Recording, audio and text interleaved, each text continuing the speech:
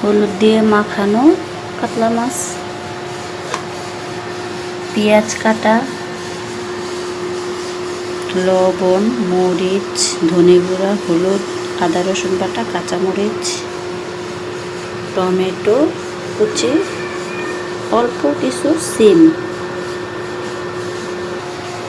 দিয়ে রান্না করব এই কাতলা মাছের একটু ঝাল ঝাল ঝোল। চুলায় কড়াই বসিয়েছি, এখন পরিমাণ মতো তেল দিয়ে মাছ ভেজে নেব। তেল গরম হয়ে গেছে, এখন মাছ দিয়ে দিচ্ছি।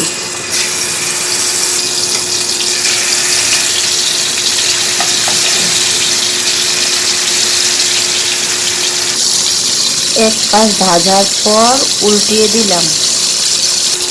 মাছ ভাজা হয়ে গেছে এবং উঠিয়ে নিচ্ছি। মাছ ভাজা তেলের মাঝেই পেঁয়াজ কুচি দিয়ে দিলাম। পেঁয়াজ বাদামি কালারের হলেই সব মশলা দিয়ে দিব। এখানে আছে মরিচ গুঁড়া, ধনিয়া গুঁড়া, হলুদ গুঁড়া, আদা রসুন বাটা, কাঁচামরিচ, লবণ একসাথে দিয়ে দিব পেঁয়াজের মধ্যে। পেঁয়াজের সাথে সকল মশলা কষানো হয়ে গেছে, এখন দিয়ে দিব টমেটো এবং কেটে রাখা সিম।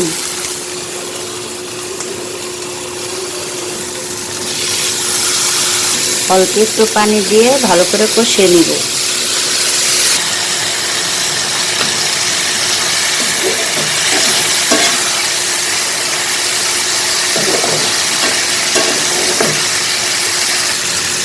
ভালো করে তরকারি এবং মশলা সব একসাথে মিশে গেছে, এখন পরিমাণ মতো পানি দিয়ে দিব।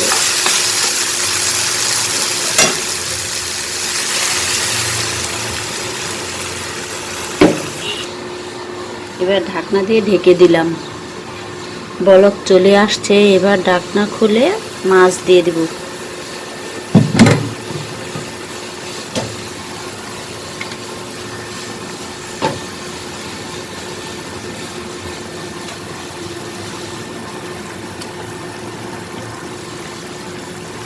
এই মাছের ঝোলটা খেতে আমার ছেলে অনেক পছন্দ করে। এবার ঢাকনা দিয়ে ঢেকে কিছুক্ষণ রান্না করে নামিয়ে নিব। মাঝে মাঝে একটু নেড়ে দিব।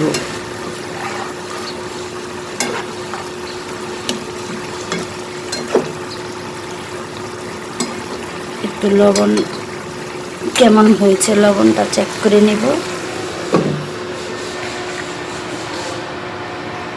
লবণ একদম পারফেক্ট। আমার রান্না কমপ্লিট আলহামদুলিল্লাহ। এখন নামিয়ে নিচ্ছি। আলহামদুলিল্লাহ আলহামদুলিল্লাহ আলহামদুলিল্লাহ, অনেক সুন্দর হয়েছে রান্নাটা।